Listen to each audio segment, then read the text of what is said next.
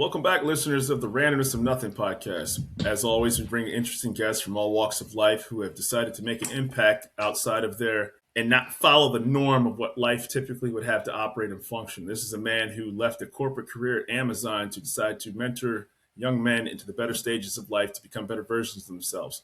In the greater Philadelphia area, Dan Corcoran. Thank you. Rashad, pleasure to have you here, or pleasure to be here today. I'm used to being a host still. It's all good, man. You know, it's weird. Every time, a couple times that I've been interviewed, I'm like, I'm not used to answering all the questions, right? And then people are like, ask, and you're sitting there kind of with a blank stare on your face, like, because you're so used to being like, yeah, I know, Yeah. Precisely. But yeah, it's like thank you again for having. Yeah, it's like sitting in the passenger seat of the car, and you're like, this is really weird, man. Yeah, not driving the discussion. Precisely. It's like, yeah, so go ahead, please, and tell us about yourself. Thank you for being on. Yeah, my name's Dan Corcoran. I worked at Amazon for a few years. Before that, I went to Penn State, graduated from there, originally from the Philadelphia area. And when I graduated from Penn State, I took kind of the best job I could find for myself. I had a liberal arts degree, didn't really have any hard skills that I developed. So I was like, where's a decent company I could work at and grow in? And thankfully, Amazon took a chance on me. And I worked there for over 4 years. And during that time, specifically on the corporate side of things, I started to notice a bias against guys in terms of the policies, the hiring policies, the rhetoric within the org, the marketing, how we marketed certain things. And that kind of stuck with me because I'm like, that doesn't seem right. That doesn't really seem fair. And simultaneously, as that was going on, I was starting to notice the empirical trends that were being observed of the declining outcomes for younger guys in higher education and dropping out of the workforce and not doing so well in their health and having less and less social relationships, which over time just compounded in my mind like this doesn't feel right. This feels like we're on the wrong trajectory here, not just for younger guys, but as a country, which, at a certain point just pushed me to do something. I was like, I'm not going to live my life as a corporate drone and see this country that I do care about decline steadily and, be 80 years old and be like, yeah, you didn't do anything about that, but you did notice it nonetheless. Yeah, that's, and the reality about it is everybody kind of has that, what you call lightning in a bottle moment in life where you're just like, there's, and to discover that at a very early age, I don't know how old you are, but you look young, right? So, but to find that out, at a pinnacle and say, listen, this is what I want to pursue. And then on top of that,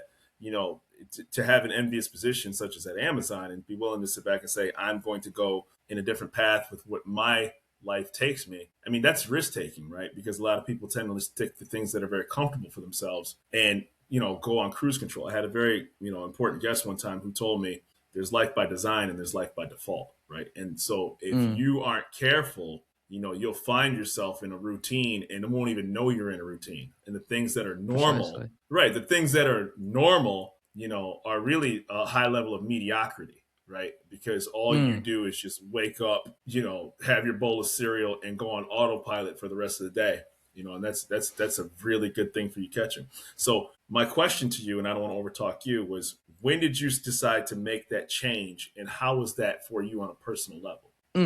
What's interesting? And there wasn't like this one split moment of like, I'm done. This is it. I'm leaving. It's actually kind of years in the making. But it went back to like growing up. I went to a Catholic grade school, went to Catholic high school as part of a Catholic fraternity in college. Not that I joined the fraternity because it was Catholic, but because of all these things, I've always believed in like a higher purpose, like a higher calling in essence. I was, and through cinema too, like Braveheart, William Wallace and all that. So I was always bought into that idea that you're kind of made for more. It's just whether you take up the part or not. Right. So I knew when I was in Amazon, this was not going to be the end all be all. And I honestly became very cognizant of not trying to get addicted to that lifestyle that you spoke of, because I think you kind of get trapped in these golden handcuffs, as you call it, where you are used to eating a certain way. You're going out 3-4 times a week.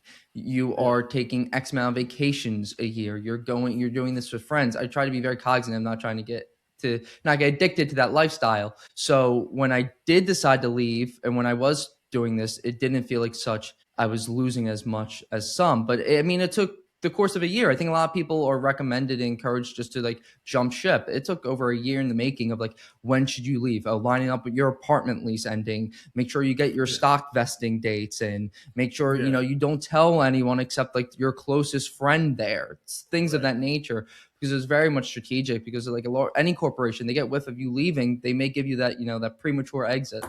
And the thing is about it is that you know that you did have a plan, right? So there's a couple steps to this process, personal growth, professional growth, and it wasn't like you decided, hey, I'm just gonna live, and I'm not disrespecting anybody. I'm not just gonna go in a treehouse and have cocktails and figure it out. You're Hmm. like, no, I actually want to have young men accelerate, and I got a chance to check out your website and Yeah. what you're all about, and you're hosting events where it looks like people are getting haircuts, headshots, 30-day action plans. So you're putting people in a place where they need to be in professional development regardless of what field of what they may pursue, but Precisely. just having a level of professionalism and confidence about yourself. Because I think a lot of times it's like figure it out once you turn a certain age.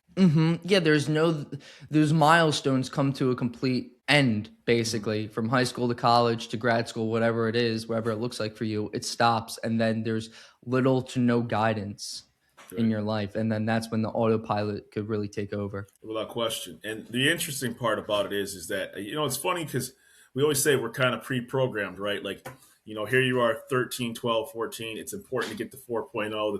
It's important to be on the Hmm. dean's list. It's important to, to send all your application, fill out your FAFSA or whatever the case may be. And then you're supposed to follow. Society has told you you're supposed to follow a certain trajectory regardless of what you want to do. And the ones that have figured it out, like obviously people can go into skilled trades and go into mechanics. But for the vast majority of men between the ages of 14 and 18, they're telling you have to get that 4-year degree and you have to graduate from college, get that internship, because that's the only way you'll be successful. Precisely. And we're seeing in real time how that's not the case. Absolutely not. Absolutely not. How that's not the 100%. case. 100%. 100% it's not. And honestly, I wouldn't change much. People have a lot of regrets about changing things. I wouldn't change much because I want things to be different in a way. Like, I like who I am. Mhm. But at the same time, if I could speak to someone who was younger, say 18, Mhm. what I would suggest to that person is, you don't have to know your life, but know what you do like to do and how that can provide value to people in a Right. skill, preferably. Because Exactly. I was having a conversation with a friend the other day who works at a corporation himself. But the thing is, he's like a licensed broker. So he developed a skill. And this is a skill that if you ever got sick of working at this corporation, you could go and sell that skill to another company. Or even better, say, you could start a business yourself. Most people don't develop a skill, they just work a job. And the thing is, you become dependent on the employer to supply your life, your living, whatever. Mhm. And if you were no longer beneficial to the bottom line, you're gone. Like, see you, buddy. But you have nothing to fall back on. You have no skill to fall back on. And I think crafting that skill at a younger age, or knowing where you want to go in terms of a skill, is important. I think that there's a large scale failure actually when it comes to doing exactly just what you said, right? Because I've said for years, I have 3 children. I said, everybody isn't. I mean, you learn chapter 1 in high school at let's say you're in math. Chapter 1 is in Yeah. September. Chapter 3 is in October, and chapter 7 is by December. So you're just flying by, and instead of sitting back and saying, "Hey, maybe this kid shouldn't be in calculus. Maybe they really should be set up to be like a car mechanic." Well, why not? Aren't they in all of like car mechanics and robotics courses for their entire high school? Hmm. Right. Hey, I don't need to be in social studies. I don't need to be in home ec. Yeah, And I'm just keeping it real. Like, I don't need 60% of these courses because it's not applicable to me. So why for not sure. focus on me from 14 to 18, learning electrician, robotics, and just let me get my high school degree in that, and I can Mhm. graduate from that instead of putting me in these generic courses that everybody does, even though it's not for me. Precisely. And I'm so happy you said that, because Father Judge, the high school I graduated from in Northeast Philadelphia, they actually started leaning into what you just said of opening up these skilled programs, such as in welding. And Yeah, students are now graduating from there with guaranteed job offers of up to that's $70,000. my point. So That's just, like, it's, yeah, mhm. I can't emphasize it enough. I'd like to know the people that decided that this was the best way to do it, But in case anybody's asleep at the steering wheel, it's like, dude, like wake up and smell the coffee. Like, these 6, 7 courses that you go through every single day, you can look at the grades. Right? If 40% of your kids are either absent, not paying attention, or failing it, why not pivot? For sure. And we're seeing declining outcomes for younger guys in not just higher education, but also high school and their reading comprehension levels. And the thing is, too, typically guys, boys display lower impulse control in classrooms. And the thing is, I don't believe that's exactly such a bad thing. It's just like, how do you kind of cater the learning experience to younger guys who maybe want to be a bit more active? Right. I mean, I remember in grade school when they said we couldn't run in the schoolyard anymore. At least to me, that was like hell. I'm like, what? Can't run anymore? What is this? What are you talking about? So it's like, how do we start catering? Because young men are falling back in education instead of going like, what are they doing wrong? It's like, what are we doing wrong as a system that doesn't equip them to succeed in this environment? I think that, I think there's a large starving for it, because I think now there's a pushback about it, right? And Yeah. the people that necessarily had all the answers, you're seeing it, with people who are declining to seek a 4-year degree, because for there was this period. Oh, I'm assuming I'm older than you. I'm not going to say I am, because I truly don't want to sit back and say you could be 50, right? And I'm like, oh shoot, no, I'm not 50, right? So you know what I'm saying, but like there was this approach for a couple decades that unless you had that 4-year degree or that plaque on that wall, you didn't have value, or you were looked at less than, right? And so now that, because the cost is now like 50, 60, $70,000 a year, people are like, I'm not doing that. Now, if you want to be a doctor, if you need to be, a lawyer, I'm not knocking higher education. I have a 4-year degree. Having said that, there's some out of the box ways, certificates and different courses and self-learning tools that have pushed people up in ways that has broken that thought process. And it's a good thing, right? So Precisely. By you hosting these workshops, you're almost getting the people who are on the outside looking in, who weren't in that circle, that says, no, you do belong. Yes, and the thing here too, Rashad, like this is our first inaugural event, and we want to be as successful as possible, and that's why anyone who is listening to this and knows, in the Philadelphia area and wants to attend, Right. Rashad will make sure we get that link in the bio or in the description. Definitely. But to your point, this is the whole thing about reigniting community. This Young Men's Summit is about reigniting community, because as we observe, social isolation is such an issue, not just with guys, but with everyone. And the thing is that I was reading a book the other day, and the quote went, "It's not enough for a man to live. He needs to understand what he lives for." Right. Not enough guys understand what they're living for. And then you go into that autopilot routine that we spoke of earlier, of just the mundane, then the escapism through the weekend at the bar, and then it's sort of this vicious cycle of mediocrity that you don't really even want for yourself, but you also don't think there is actually a way out. So this event, this Young Men's Summit, is supposed to create like that way out of a life that you may not want to live, and how things could be better, and help equip you with the skills and the people that would help you succeed in that new life you want to design for yourself. Anybody who's listening, it's going to sound funny. Like a high school should even show somebody how to be like, hey, this is the social media course, right? Like I'm not saying like if you want to be the TikTok star, right? But like you could say, this is how you could cultivate a social following. They should have, a course or a specialty on social networking, on social platforms, on proper trending and things like that. I mean, it sounds corny, but even you could even sit back and say, you know what, we're going to have somebody major in sound and broadcast. At maybe you want to be like a viral sensation or sports broadcaster or something viral with what we doing right now, and that is now a very lucrative career for people to go into, right? And so, unfortunately, you have a lot of old school superintendents, old school school boards, old school mentality that says, no, this is the curriculum. This is how we have this structure. This is how the school board, and the state licensing says you can't have that. And it's an antiquated way of thinking with the way the world works right now. For sure, because it's based. I am one who values tradition, right? I think there's value in tradition, but there's something where tradition cannot hold up by itself on tradition alone. There has to be something in that. Right. So if you're just saying we need the 4-year degrees, oh, what do the 4-year degrees do? Well, we just need them because that's how it's That's been my for point. Exactly. bro.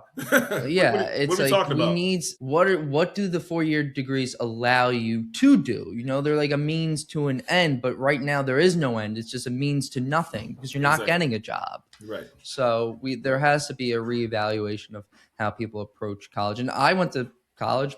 Yeah. I had a great time. I wouldn't change a thing about it, but did it equip me for the working world? Not even close. And partially that's definitely on me, but it's also the expectation that people that needs to be rid of and dispelled with of like, oh, getting a college degree will set you up for life. No, it won't. That's just not true. If you're honest with yourself, right? If you're being honest with yourself, think about this for a minute. You're 17, 18 years old in June, and you're asking somebody by September or early August to have it all together of exactly what they want to do in a classroom setting. And I'm not like, listen, I went to school with some smart people. I was right there in the mediocrity level. I got out. I wasn't anything special. I wasn't anything bad. So I'm right there with just like, hey, I got out. I did my thing, which is actually most of the college people, right? Where I got my 4-year degree and I've accomplished something. Having said all that, the mentality and approach is, what am I preparing you to do? Are you having applicable skills to actually do something of substance? Can you survive on your own with what you've learned, irrespective of how society functions and operates? Right? Like a perfect example. Perfect. I'll tell you. I hate to cut you off. I had friends who cut hair in college. Cut it and you're like, and all of a sudden you're like, dang, you get up there and you're like, man, you're making a lot of money cutting hair, and I can't believe I don't know how to cut hair. And I have family of barbers. Funny.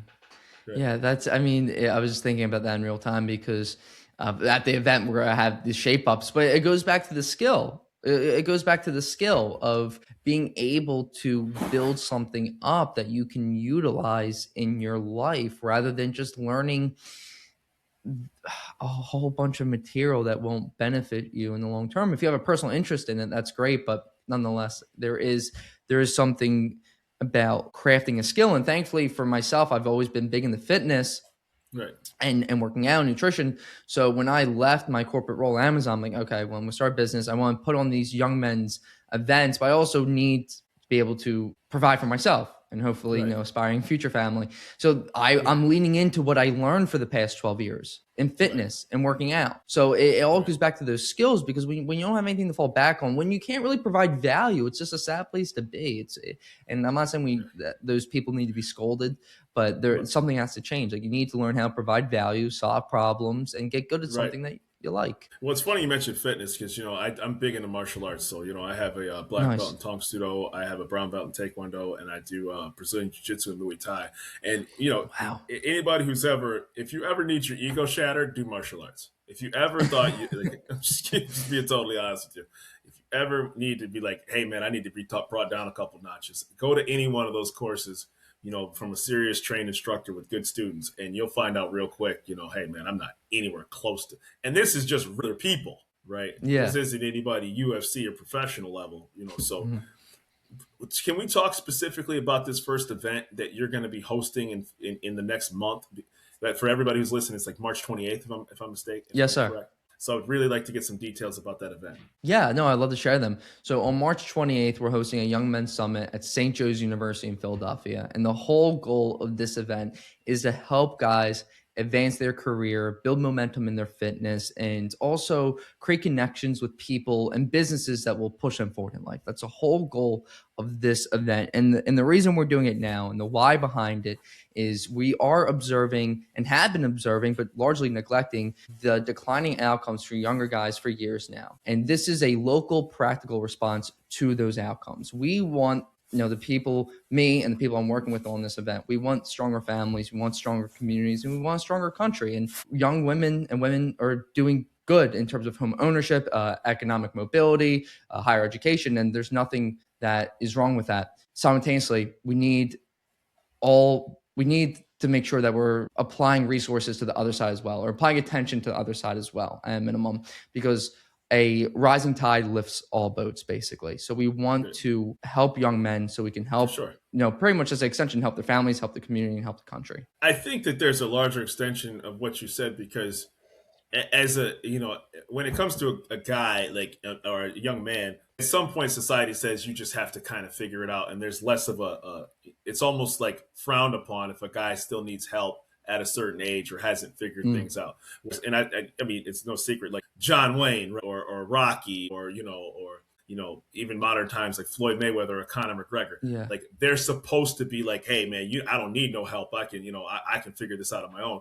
So that's been permeated through society in the thought process, and those guys who don't have either those skills or that drive get left behind. Whereas, I'm not saying this negatively, women just may get more attention because obviously, you're being more sensitive because it could be a female potentially. So you're like, okay, let's figure things out emotionally. A guy's not supposed to cry, right? A guy's not supposed to feel sad. He's supposed to, if he gets sick, he's supposed to plow through it, And so I think that an event like this can sit back and say, hey, your needs do matter and you do have value, and it's not in the traditional sense that society has taught you. Precisely. And I think one big thing with guys is no one wants to feel like a charity case. No one wants to feel like a problem that they are now burdening others with. And that's not what we're doing. Everyone who walks into that event is a capable individual, and we just want them to realize that. We want them to leave with a fire in them, that they don't think it's just important, but necessary to go out and do something with themselves, whatever that may look like for them, not only for their benefit, but as we said, an extension of benefit for their families, their community in this country. Because as I also mentioned earlier, it's not enough for a guy just to live. He has to understand what he lives for. I didn't catch the name of the event that specifically this is going to be called. Forging Your Future. Okay, Forging Your Future. And that's very powerful. Do you guys plan on, if it does successfully, to go to other cities and locations? I would love to, man. I'll be honest with you. I'll be honest with the audience who's listening right now. When I moved home, I started this coaching business that, focused on kind of like fitness and behavioral change, but I wanted to get more involved in the community. And it's so easy just to go later, wait till you get settled. But I think as Tony Robbins said, if you won't give 10 cents when you have $1, you won't give $1 million when you have 10. So my thing is if you want to do something right now, if this is actually important to you, go out and do it. And we don't know how this event's going to go. It could blow up in our faces, get lackluster turnout. Who knows? But that's life. And then you deal with those lessons and you move forward. But if this does go the way I intended to, and we intended to, this could, bring it to other cities, bring it to other countries. The UK and Australia are also observing similar declining outcomes.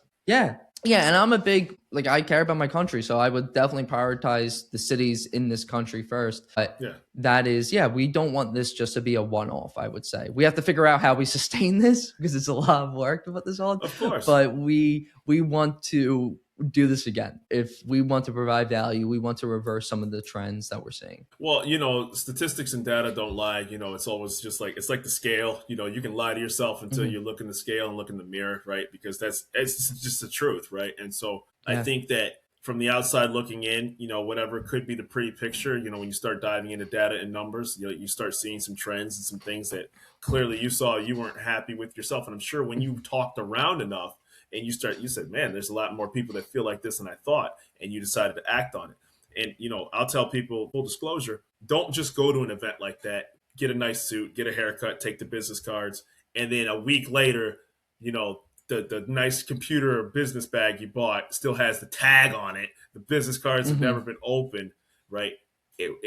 You really have to actually, when nobody's looking, be working on the things that you say. You can't just listen to a nice speech, get pumped up, and then go back home and go right back to what you were doing. 100%. And that's why I don't think I really used intentionally the word motivation, because I think motivation is great. I love it, but at the same time, it's kind of cheap. It comes and goes. I want people to gain clarity in their lives in a way. And who do I want to be? What do I want to be? What are some of the words that I would want people to use when thinking about me? Now you should orient yourself around others, but what are some characteristics that I admire? So it's really about the clarity and the momentum here. And I do want to touch on one thing you said too, Rashad, when it came to the data and people not being really familiar with this issue.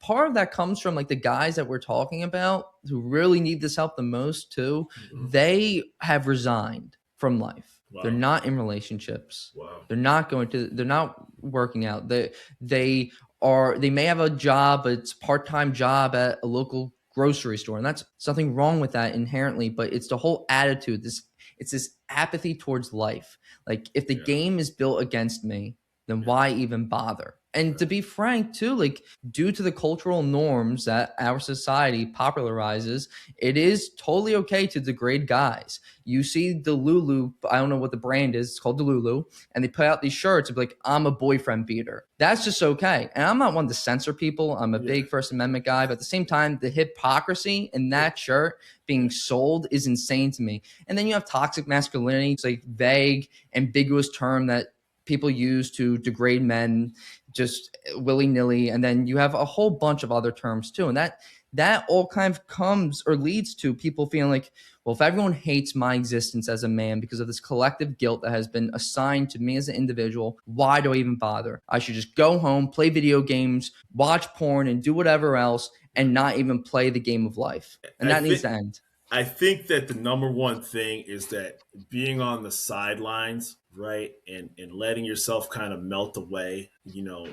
It's I don't want to say this in a because I want to be sensitive about this, but it's like a slow suicide. It's like a slow suicide, right? It really is, and it's and again, mental health is real, so I don't want to paint a broad picture of anybody's condition or medical status that they're dealing with.